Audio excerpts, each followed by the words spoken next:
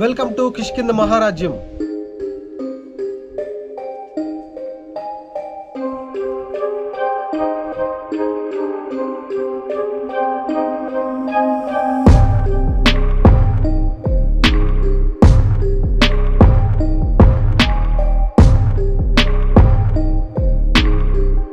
So ఈ కిష్కింద రాజ్యంలోనే శ్రీరాముడు, లక్ష్మణుడు, ఆంజనేయ స్వామిని ఇక్కడే మీట్ అయ్యారు అని చెప్పేసి, ఇక్కడే కలుసుకున్నారు అని చెప్పేసి ఇక్కడున్న పురాణాలు అయితే చెప్తున్నాయి.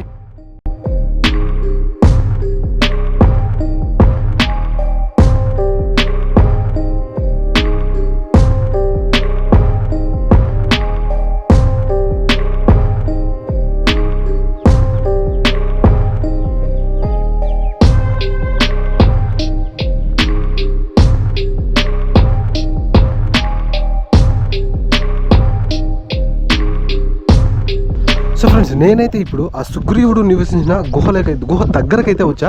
సో అక్కడ ఎదురుగా మీకు కనిపిస్తుంది కదా పెద్ద పెద్ద బండరాళ్ళు. సో ఆ గుహలలోనే సుగ్రీవుడు నివసించేవాడంట.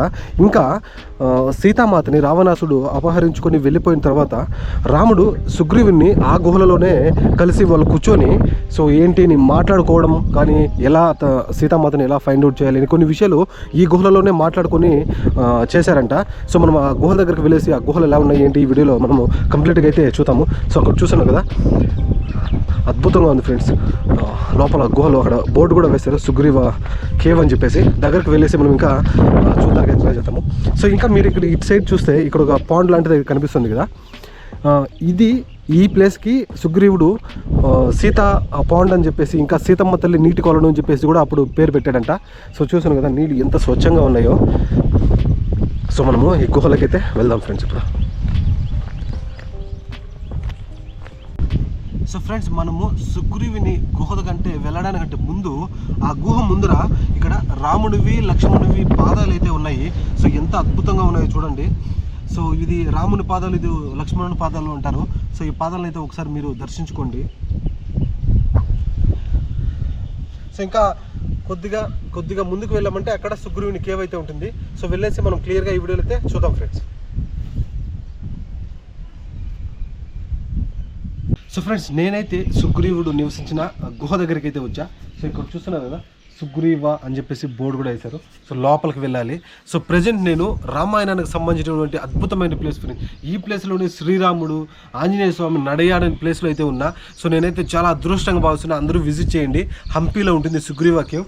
సో ఈ కేవ్లోనే శ్రీరాముడు, ఆంజనేయ స్వామి, సుగ్రీవుడు కూర్చొని అందరూ మాట్లాడుకొని సీతమ్మతలను ఎలా కనిపెట్టాలని చెప్పి మొత్తం ఇక్కడే చర్చించుకున్నారంట. సో లోపలికి వెళ్ళేసి ఆ గుహ మొత్తం ఎలా ఉందో ఈ వీడియోలో కంప్లీట్గా అయితే మనం చూద్దాము. సో నాకు చాలా హ్యాపీగా ఉంది ఫ్రెండ్స్. ఇక్కడ శ్రీరాముడు, ఆంజనేయ స్వామి నడయాడని ప్లేస్లో అయితే నేను ఉన్నాను. ఎంతో హ్యాపీగా ఉంది. మీరు కూడా వీడియో చూడండి, లైక్ చేయండి, సబ్స్క్రైబ్ చేసుకోండి. సో ఇక్కడ చూస్తున్నాం కదా, ఒక చిన్న రూమ్ లాంటిది, గుహ లాంటిది ఉంది. సో దీని లోపలికి వెళ్ళేసి మనం చూద్దాం ఏంది, ఎలా ఉంది ఏంటి.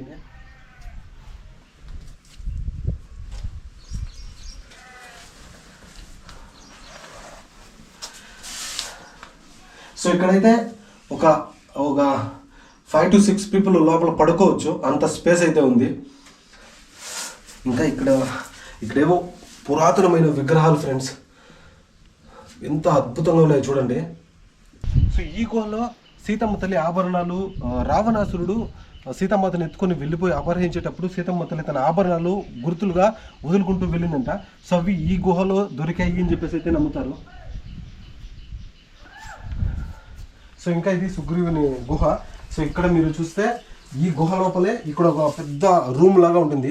ఆ గుహ లోపలే రాముడు, లక్ష్మణుడు, సుగ్రీవుడు, ఆంజనేయ స్వామి కూర్చొని మొత్తం డిస్కస్ చేసుకుని ఎలా ఏంటి అని చెప్పేసి చేశారంట లోపల. సో ప్రజెంట్ అయితే రూమ్కి లాక్ వేశారు, బట్ చూపించలేకపోతున్నా. సో చూస్తున్నా కదా, ఇటు సైడ్ అయితే మీకు పెద్ద హాల్ లాంటిది అయితే ఉంది. సో అక్కడ ఇంకా రామునివి, లక్ష్మణువి పాదాలు కూడా ఉన్నాయి. సో ప్లేస్ చాలా అద్భుతంగా ఉంది ఫ్రెండ్స్. మొత్తం గుహ చూడండి, దాదాపు ఒక 20-30 మంది లోపల కూర్చొని మాట్లాడుకునేంత స్పేస్ అయితే ఉంది.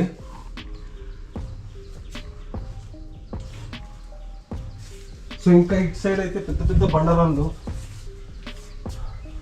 సో ఈ బండల మధ్యలో అప్పట్లో మీ ఆంజనేయ స్వామి వానరులంతా ఇలా గుహల మధ్యలోనే నివసించారు అని చెప్పేసి మీ అందరికీ తెలుసు. సో ఈ గుహలోనే సుగ్రీవుడు నివసించేవాడంట అప్పట్లో.